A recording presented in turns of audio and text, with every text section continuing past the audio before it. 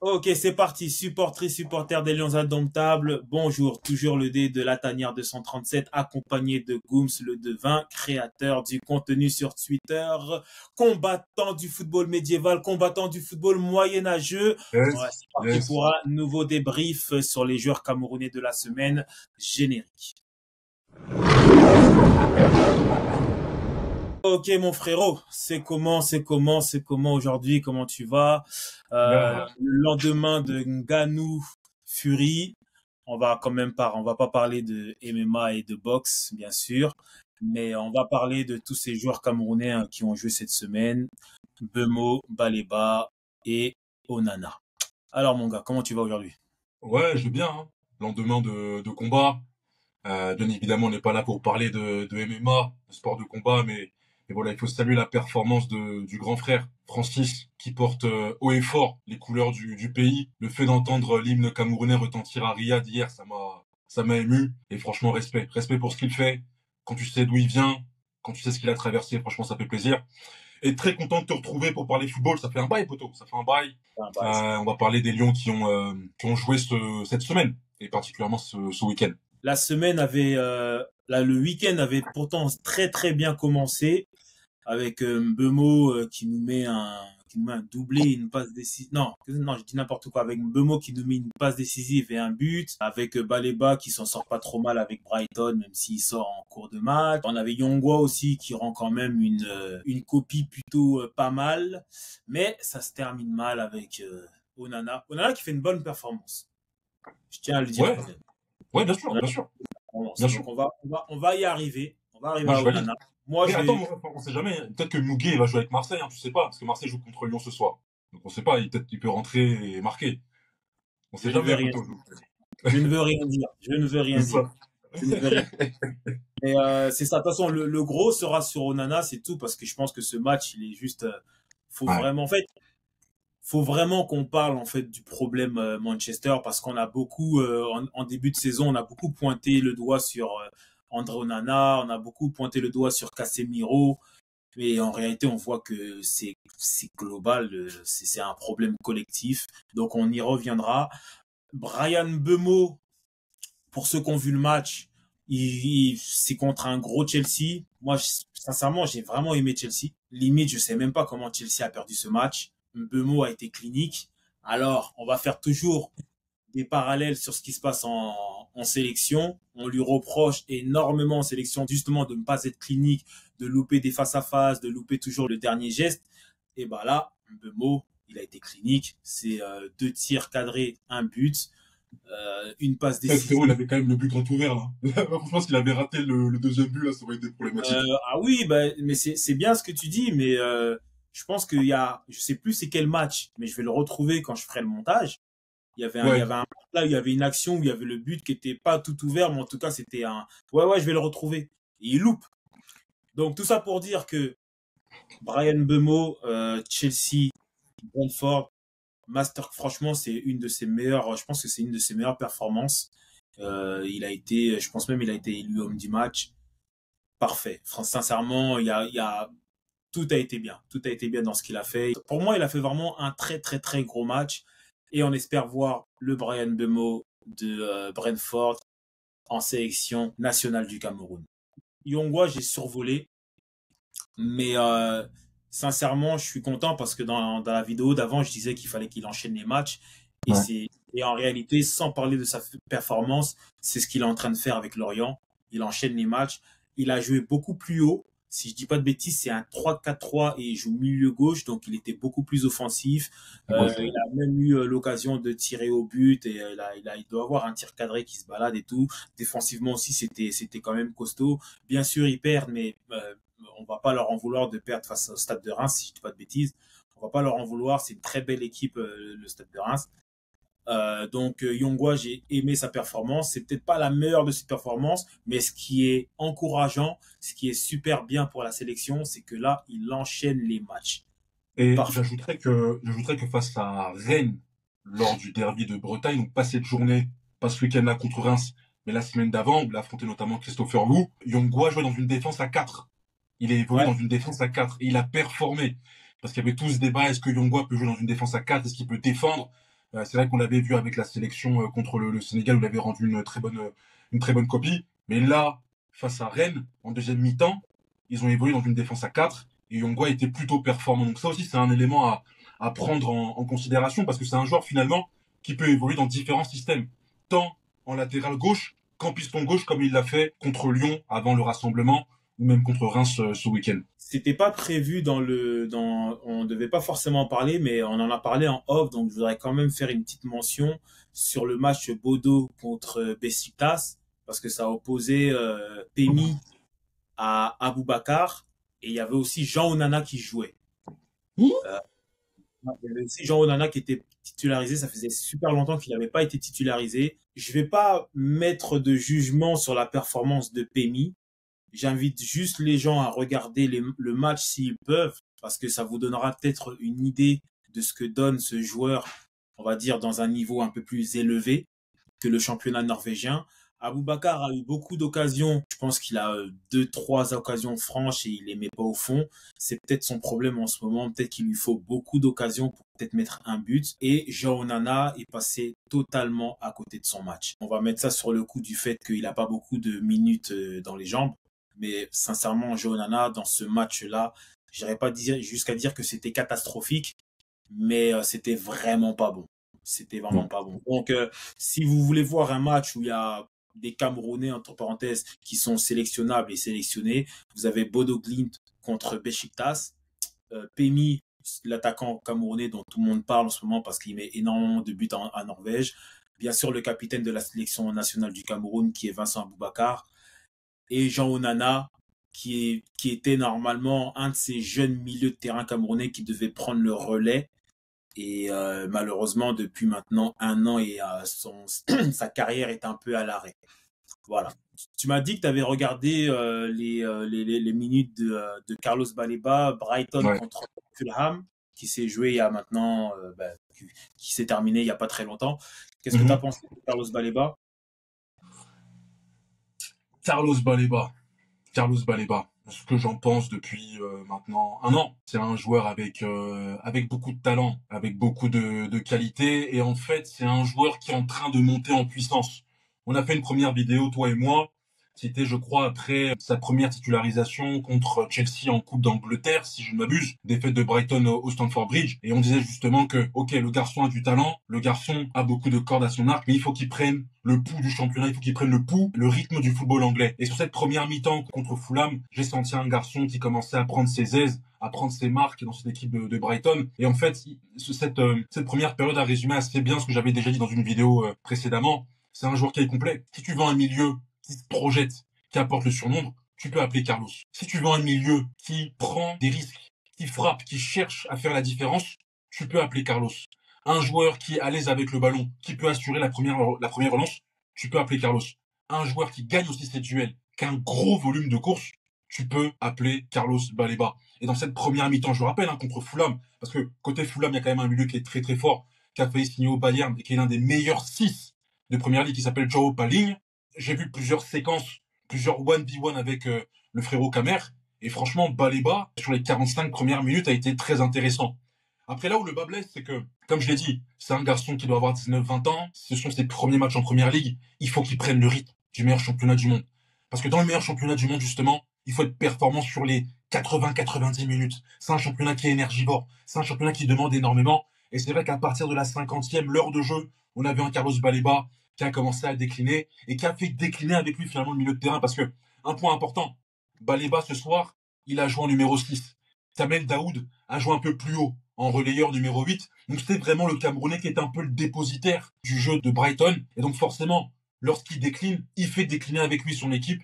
Et c'est ce qu'on a constaté effectivement sur la deuxième période. On a senti une baisse de régime. Il faut aussi rappeler qu'il a joué en début de semaine jeudi contre l'Ajax. Il est rentré à l'heure de jeu. Donc voilà, c'est un joueur qui doit enchaîner les matchs. Il doit enchaîner les prestations pour justement prendre la mesure de cette première ligue et surtout donner la plénitude de son potentiel. Mais Carlos Baleba est clairement un talent qu'il faut surveiller. Tu sais, souvent, en fait, le langage corporel, il ne trompe pas. Moi, je m'attendais à voir un Baleba peut-être un peu timide sur ses premiers pas en Angleterre, la langue, les joueurs, le club, le coach. Peut-être tu peux facilement être intimidé. On parle d'un jeune qui a 19-20 ans, c'est pas facile d'aller là-bas tout seul. Et là, je le vois sur le terrain, il oriente ses coéquipiers, il donne de la voix, il a raté une frappe en première période ou en deuxième période, je ne me souviens plus, où il a donné de la voix, tu sens que le garçon, il a faim. Et en fait, moi, ce que j'aime chez lui, c'est il veut faire la différence. Il est attiré par le but. Tu sais, il y a beaucoup de joueurs qui ont des qualités, mais qui ne sont pas forcément attirés par le but. Lui, il veut faire la différence. Lui, il veut se présenter dans la surface de réparation adverse et armé, et voir où ça va aller. Et sans ça, et c'est pour ça qu'il faut faire un parallèle avec la sélection, je le répète encore une fois, quand ce garçon arrivera, je l'espère, dans la tanière, il va changer mécaniquement les choses. Parce que c'est un milieu de terrain qui, contrairement à beaucoup de ses coéquipiers dans ce secteur de jeu, ne se cache pas. Il ne se cache pas derrière son petit doigt. Il veut le ballon. Il veut prendre des responsabilités. Il veut prendre des risques. Il veut se projeter. Et donc ça, forcément, si tu l'entoures, on en a parlé déjà, Oliver Kemen, tu mets Zambo à côté, t'as autre chose. En plus, t'as un milieu qui est polyvalent, donc il peut jouer sur le côté, en milieu d'équilibre, il peut jouer dans un double pivot, il peut être relayeur, il peut même éventuellement, comme je l'avais déjà dit dans une vidéo, jouer numéro 10 en soutien de l'attaquant comme il l'a fait en fin de saison dernière avec Lille.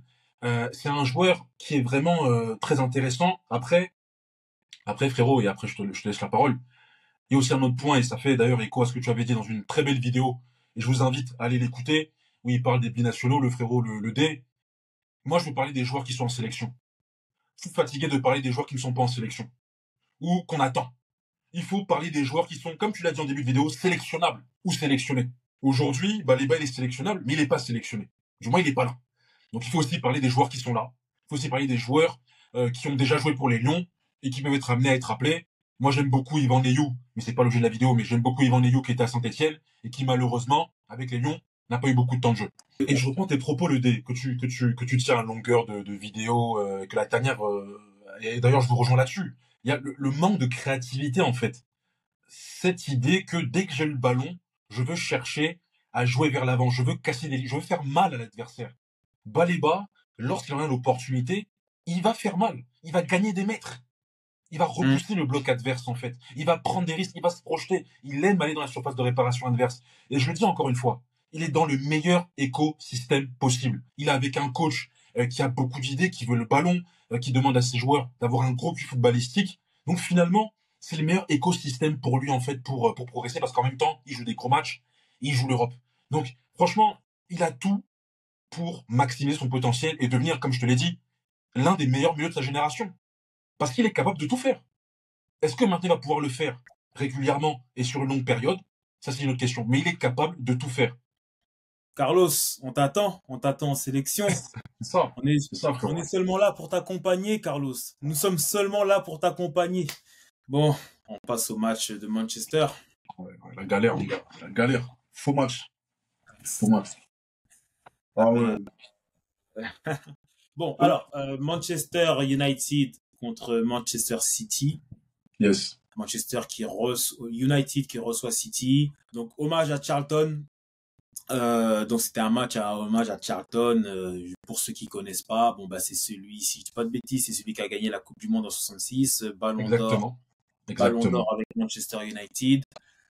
Donc c'est une légende. Et puis bon, on s'attendait à ce que Manchester United du grand Marcus Rashford et du grand Bruno Fernandes marque le coup. Et ça n'a pas été le cas. Défaite 3-0 de City. Défaite 3-0 de United face à City. United a été dominé de la tête aux pieds. Mais malgré ça, je trouve que Onana a réalisé une très belle performance, de beaux arrêts. Et je vais vous donner une stat que j'ai devant les yeux, que je viens tout juste de découvrir. City, c'est 21 tirs, dont 10 cadrés. Et dans ces 10 cadrés, Onana, on a sauvé 7. Non, sincèrement, il fait vraiment une très, très, très, très belle performance. Mais ce que j'ai dit en introduction, et après, je vais te laisser dire ce que tu penses de ce match en général et de la performance d'Onana, c'est que, comme je le disais, pendant longtemps, enfin, en tout cas, dans le début de la saison, on a beaucoup pointé le doigt sur Onana, j'ai parlé de Casemiro aussi. Mais là, en fait, c'est quoi l'excuse maintenant? Quelle est l'excuse? Parce que United ne cesse de perdre face aux gros. Aujourd'hui, tu perds, t'es dominé, hein. T'es dominé. Là, on parle, t'es vraiment dominé.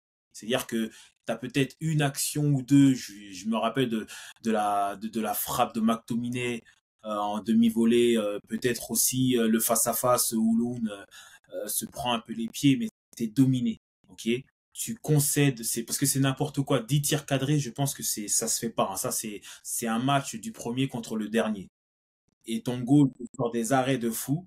Et je voulais faire un petit parallèle avec Deria. C'est ce que j'expliquais. Mais pendant longtemps, on a dit que Deria était un grand gardien parce qu'il sortait des. Mais c'est ce qu'a fait Deria, exactement ce qu'a fait Onana aujourd'hui. C'est-à-dire que tu es énormément sollicité, donc tu sors des arrêts. Mais quand dans un match, le meilleur de ton joueur, le meilleur de tes joueurs, c'est le gardien, ça veut dire que ton équipe n'est pas bonne. D'accord? Normalement, quand tu sors d'un match, les hommes du match, c'est toujours les attaquants, les offensifs, ceux qui ont été décisifs. C'est jamais les défenseurs, c'est jamais ton gardien. Quand c'est le cas, ça veut dire que ton match a été très dominé. Et c'est là qu'il faut tirer la sonnette d'alarme. Et posez-vous juste une question. Demandez-vous juste pourquoi Derrea, qui était si fort que ça, n'était pas sélectionné en équipe nationale d'Espagne. Même pas en première position, même pas en deuxième position, même pas en troisième position.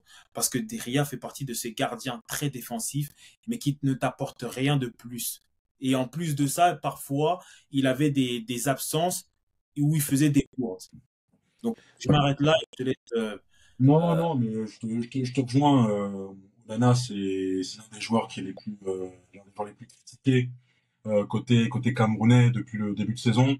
Nous, on a fait beaucoup de vidéos sur ce réseau justement pour en parler. Moi, je l'ai considéré sur la base de ce que j'ai vu la saison dernière comme un top 3 à son poste. Et c'est vrai que au regard de ce que je voyais depuis le début de saison, pour moi, il n'était plus à ce niveau-là.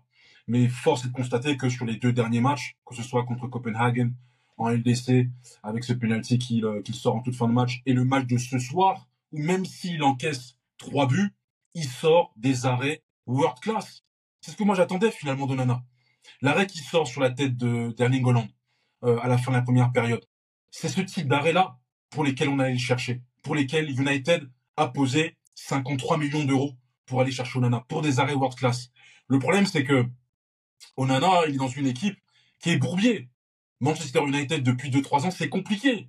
C'est compliqué, en fait. Et on l'a dit maintes et maintes fois, c'est une équipe où il y a beaucoup de joueurs qui ne sont pas au niveau. À commencer par les cadres. Parce que dans un match comme celui-là, contre City, que City ait le ballon, City a le ballon 99% du temps, contre n'importe quelle équipe au monde. La vraie question, c'est qu'est-ce que tu fais lorsque tu as le ballon? Le peu de temps où tu as le ballon, qu'est-ce que tu en fais?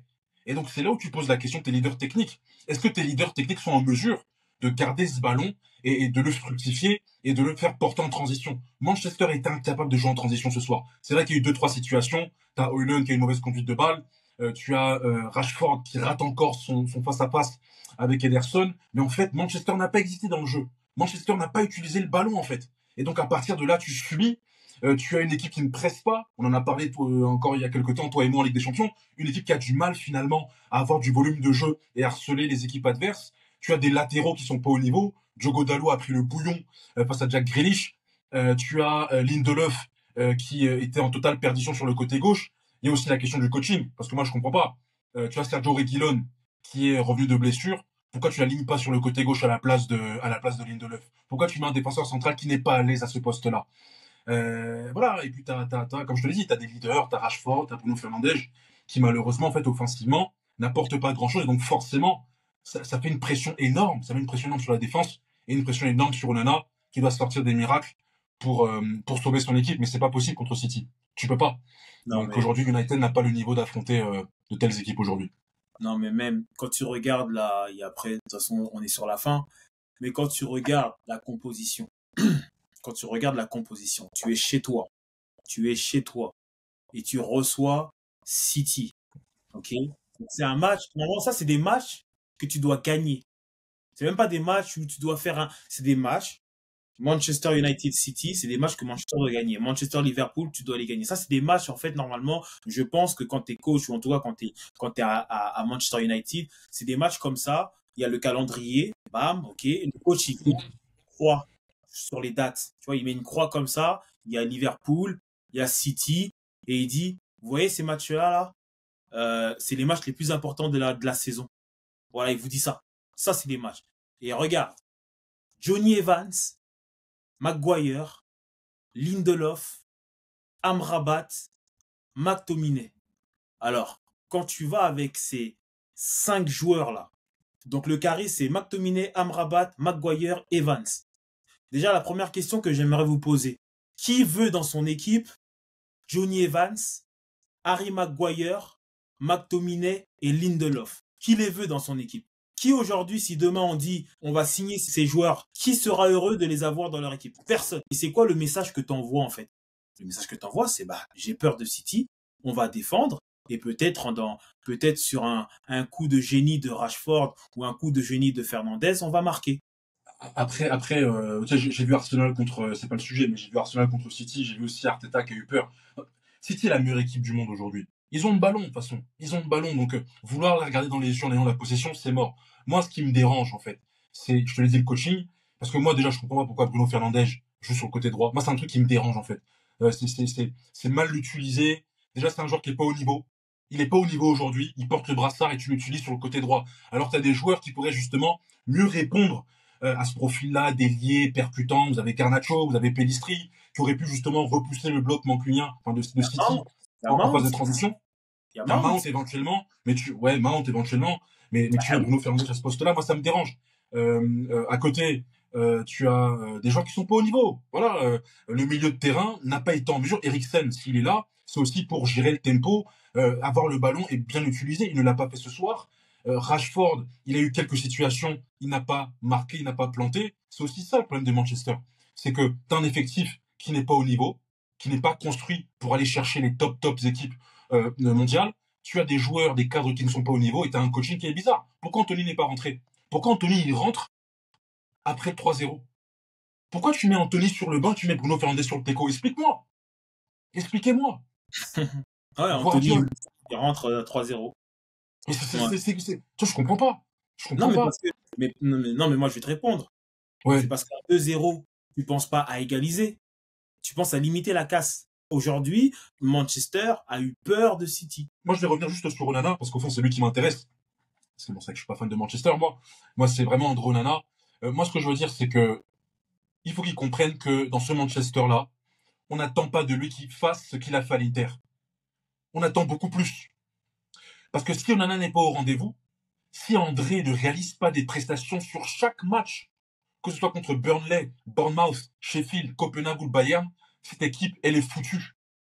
Si Onana ne sort pas le costard, le smoking sur chaque match, Manchester United peut finir dans la deuxième partie de tableau en première ligue et être éliminé au premier tour en LDC. C'est de ça qu'il s'agit là ce soir. C'est de ça qu'il s'agit. Et tu l'as dit, il y a eu combien de tirs? Il y a eu 21 tirs. Il en a arrêté plus de la moitié. Enfin, mec, c'est une dinguerie en fait. Il a fait des arrêts qui étaient world class. Et je finirai aussi. Je sais, j'ai entendu beaucoup sur les réseaux, problème de confiance. Non, non. André, il a pas de problème de confiance. En tout cas, moi, de ce que je vois en lui, quand je l'écoute parler, je rappelle, face à Copenhague en conférence de presse, il dit, écoutez-moi, les critiques, j'adore ça. Alors, tu pourras me dire que c'est de la communication, moi, je vois quelqu'un qui a trop confiance en lui. Il a trop confiance en lui. Je le rappelle encore une fois pour les gens qui ne le connaissent pas. Il est né à Ngolongkok. C'est à quelques kilomètres de Bankomo. Là, on achète les bananes avant d'entrer à Yaoundé. Quand tu nais là-bas, tu joues le maintien tous les jours. Je le répète encore une fois, tu nais sous pression. Tous les jours, c'est chaud. C'est chaud. Donc, la pression des tweetos, des réseaux, des gags et tout. Non, non. C'est un gars qui a beaucoup confiance en lui. Maintenant, je pense qu'il n'a pas mesuré le contexte dans lequel il était, que Manchester, c'est compliqué, avec cette défense centrale, avec cette équipe qui est très faible, et qu'aujourd'hui, Onana, il a intérêt à être performant sur chaque match. Parce que s'il ne l'est pas, cette équipe-là, elle ne va nulle part. En tout cas, je pense qu'on a à peu près tout dit. N'hésitez pas à liker, n'hésitez pas à commenter, n'hésitez pas à vous abonner. Ça. On va se retrouver la semaine prochaine, peut-être pour un autre débrief, ou peut-être d'autres vidéos sur d'autres binationaux ou peut-être d'autres sujets un peu plus fun, on va dire. C'était le dé de la tanière 237. Gooms, le devin. Ouais, On est ensemble. on est ensemble, frérot.